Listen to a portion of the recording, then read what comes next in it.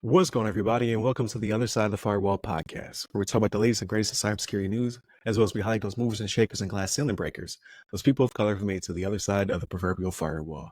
My name is Ryan Williams, and I am by myself this week. So, due to a scheduling conflict, Shannon and Chris could not make it. However, they will be on the next week. So if you have been tuning in all week, so you've heard my golden voice all week. Friday, Tuesday were my topics. Wednesday discussion. All of them pretty good, pretty short and concise. There's some a little bit new where I'm using the software's teleprompter, so I don't and write and all that other stuff too much and drive myself insane. Especially when you're talking in the vacuum, there's a lot of weird pregnant pauses. So definitely bear with me, and I tried to mitigate that as much as possible. But two, I use ChatGPT to help me summarize the articles to take the key takeaways, as though I did have somebody with me, so I can kind of do it broadcaster style. And again, not a bunch of uhs and ums as I try to summarize the article. So hopefully you like the format. That's not our typical format. We normally talk back and forth, have banter, things of that nature between me and my co-host. However, I always take the week off when I'm by myself because I just hate talking into a vacuum. Again, like editing is a nightmare because you do a lot of pregnant pauses, uhs and ums. Please leave me your feedback and comments. And then tune in to us wherever you listen to your audio podcast. We're pretty much everywhere. To now include our RSS feed is on YouTube. So I only posted videos on YouTube in the past. However, I learned through an article recently that over 57% of podcast listeners prefer to listen to their podcasts on YouTube and YouTube Music. Who knew? I use Apple. I used to use Spotify. Most of our listenership was Apple, a good 40 to 50%, depending on the week. However, RSS feed went live last night because it took about a week to upload all of the videos. All of it was automated. However, I guess you don't want to suck up a lot of YouTube bandwidth, pulling 560 something odd videos. So it put all audio over. Now we have multiple playlists. So we have a playlist that is all of our episodes. It's RSS feed. You can subscribe to it on YouTube. And now we have playlist season 1, season 2. Those are our videos. We're currently in season 2 of the videos.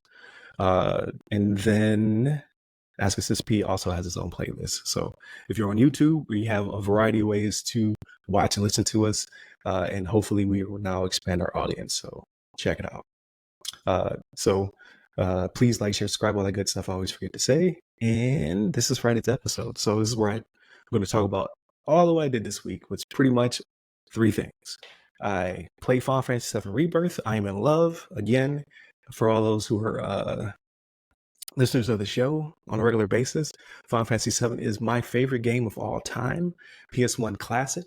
Put me on to role-playing games, or RPGs as they're called. I love that game. It broke my brain, and this is actually capturing that again. It's 25 years later, and this game is beautiful.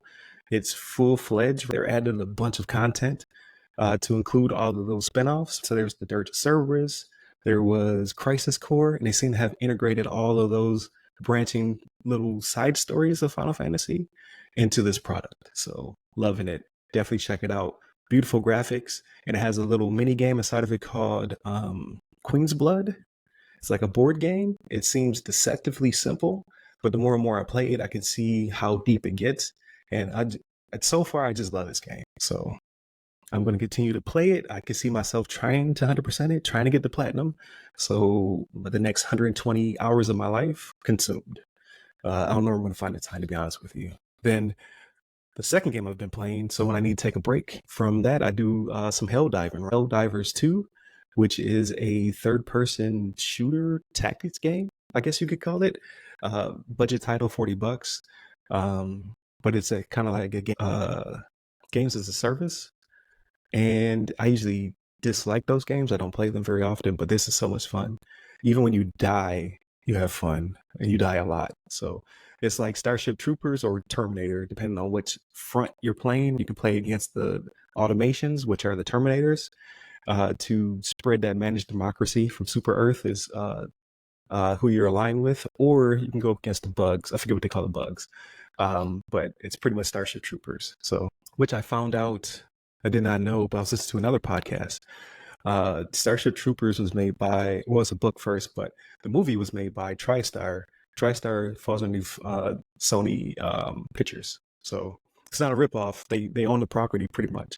So there it is. That's why it looks just like Starship Troopers. But yeah, check it out. Graphics are pretty.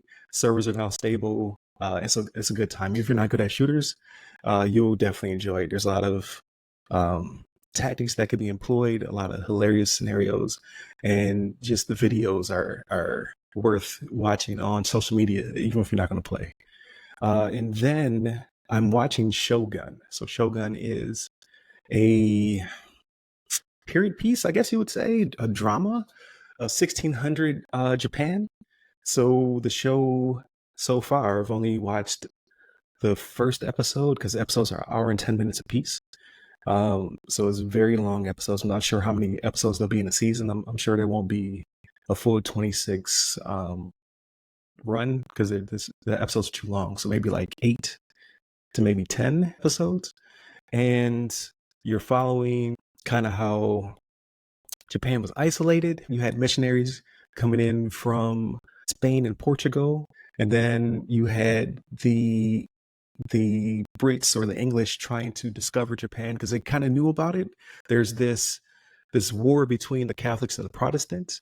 So the Portuguese are trading and spreading Catholicism to Japan, and they're booming because of it. And now these English pirates discover Japan, and they're kind of disrupting all of that. But primarily, it's Japanese drama, and you're seeing the warring factions with Taiko.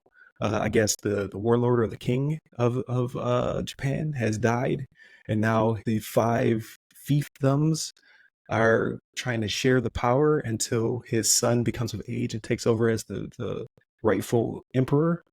But there's a lot of drama, right? There's a lot of people doing some shady stuff, trying to take over, and it's good. It's really, really good. Not as violent as I was hoping, which is kind of weird to say. Only one person had their head chopped off so far. I'm expecting it's samurais. I'm expecting swords clashing everywhere. So far, first episode has a lot more character development. It's definitely not a Shannon jam yet. So we'll see what the future holds. And then, I'm reading. So I'm reading, I should say, audio listening, The Color Purple. So it's my wife's favorite book and her favorite movie. And we just watched the Color Purple, not remake, but it's the play turned into a movie, and it was good. It was pretty good, but it's not as good as the movie. And I've never read the book, so now we're reading the book together. So I'm really enjoying it. It does add a lot more context to the movie I grew up with that came out, I believe, in the 80s, early 80s. And I like it so far. It's pretty good.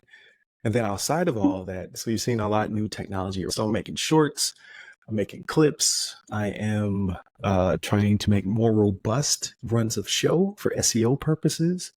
I'm using new technology. So I have a lot of ChatGPT stuff happening to help me with my social media posts, as well as thumbnails. So you'll see unique thumbnails for each episode.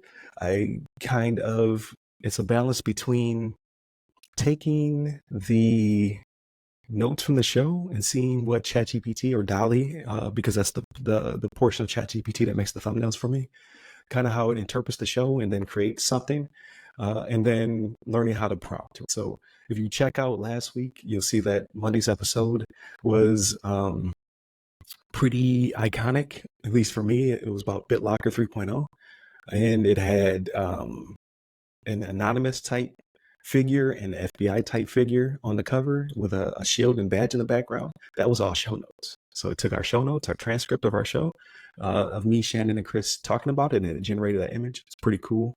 And then Tuesday was a talk about China. So I made one with lots of Chinese iconography, I guess you could say. It had lots of Chinese flags and had an eye, like Big Brother on it, because we're talking about surveillance. It was pretty cool.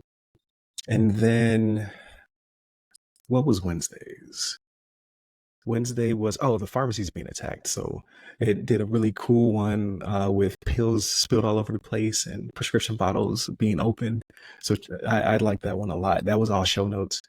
And then Friday, I had the prompt. It just couldn't, we were just bantering about randomness. So the thumbnail was very random. However, a big theme of it was AI taking our jobs and becoming the next podcasters and movie producers. And there's no need for actors because you have digital actors now. So we talked about that a lot, kind of a dystopic type theme. Not on purpose, but that's usually what it turns into, right? You go from ChatGPT to Skynet fairly quickly in a conversation.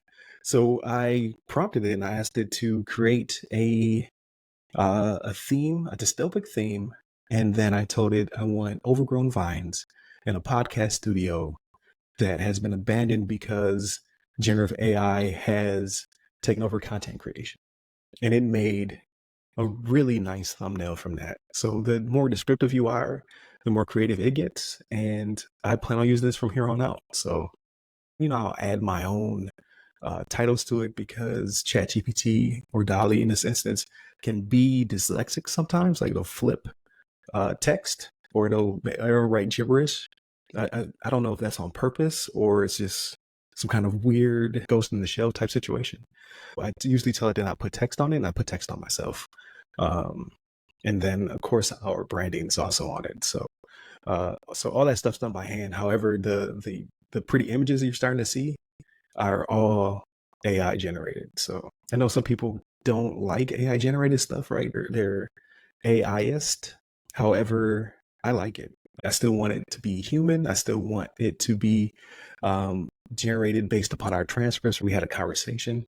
I generate over 3 hours of content every week, and to be able to repurpose that content and make something pretty out of it, I feel is kind of cool. It's a representation of our conversation.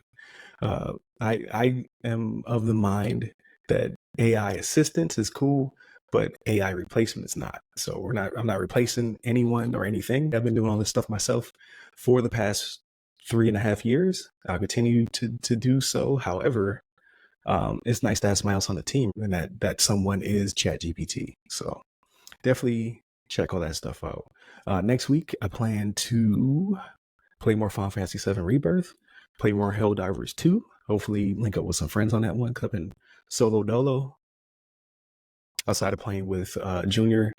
And then I hope to watch Oppenheimer. So hopefully I'll have something to say about that. And I know Chris has already watched it, so we could probably have a pretty good conversation about it. So continue to tune in. Please check us out.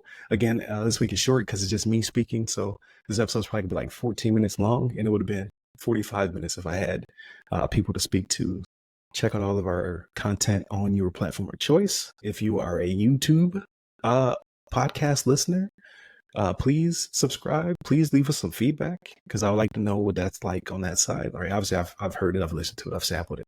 However, that's not the way I listen to podcasts, but I want to be everywhere for everyone who wants to listen to this nerdy talk and cybersecurity nonsense every week. Right? And then again, you continue to watch us on video on YouTube. You can hit us up by all the websites that go by our name. You can meet me personally. I'm at RY Security Guy. That's RY Security Guy. You can find me on LinkedIn, Clubhouse, Twitter, Threads, Instagram, and then Chris Abcon. You can find him on LinkedIn at Chris A. Bacon. Stay safe, stay secure.